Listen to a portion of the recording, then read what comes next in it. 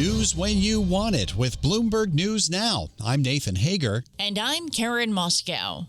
Karen, we begin with the latest developments around Venezuela. Nicolas Maduro has had his first court appearance since his capture over the weekend. He and his wife pleaded not guilty to narco-terrorism charges in Manhattan federal court. Bloomberg's Miles Miller covered the hearing.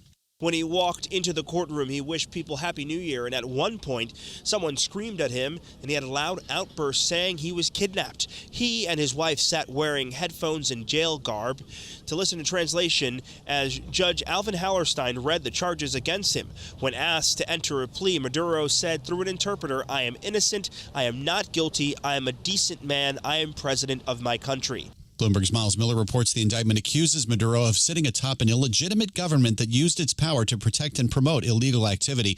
Maduro's attorney, Barry Pollock, says he expects voluminous and complicated legal filings for the defense, including that he's immune from prosecution as head of a sovereign nation. The judge set another hearing for March 17th.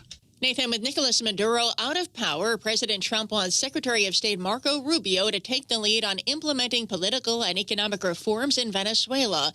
White House senior advisor Stephen Miller says the U.S. is getting, in his words, full, complete, and total cooperation from the current government under acting President Delcy Rodriguez. And as a result of that cooperation, the people of Venezuela are going to become richer than they ever have before. And, of course, the United States is going to benefit from this massively in terms of economic security and military cooperation, counter-narcotics, counterterrorism, and every other dimension of our security. And White House senior advisor Stephen Miller did not offer details on how the U.S. plans to administer Venezuela. Rubio has indicated the U.S. will exert its influence through economic coercion and the threat of military action. And Karen, President Trump has said he wants U.S. oil companies to play a key role in rebuilding Venezuela. Speaking with NBC News, he said oil majors could be up and running in the country in less than 18 months, and he suggested the U.S. government could subsidize their efforts. That time frame is at odds with many industry experts. Sources tell Bloomberg News Energy Secretary Chris Wright plans to speak with oil executives at a Goldman Sachs conference in Miami this week.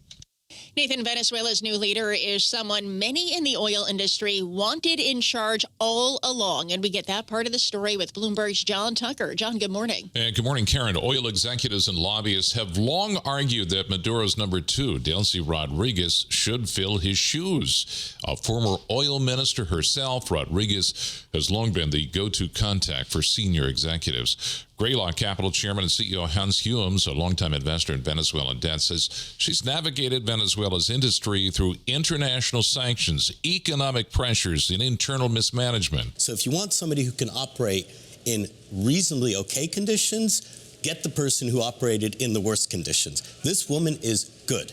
She is she's been functioning in this environment. Well, Trump administration officials were mindful of the chaos that ensued in Iraq after the fall of Saddam Hussein.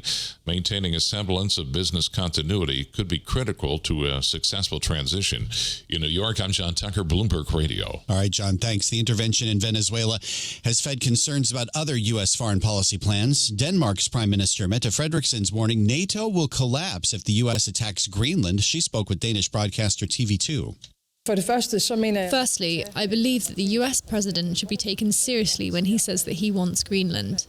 But I also want to make it clear that if the United States chooses to attack another NATO country militarily, then everything stops. That was Denmark's Prime Minister speaking through an interpreter there. But on CNN, White House senior advisor Stephen Miller asserted Greenland rightfully belongs to the United States. Greenland should be part of the United States. The president has been very clear about that. That is the formal position of the U.S. government. The presidential aide Stephen Miller added that the Trump administration could seize the Danish territory if it wanted. And that's news when you want it with Bloomberg News Now. I'm Karen Moskow. I'm Nathan Hager, and this is Bloomberg.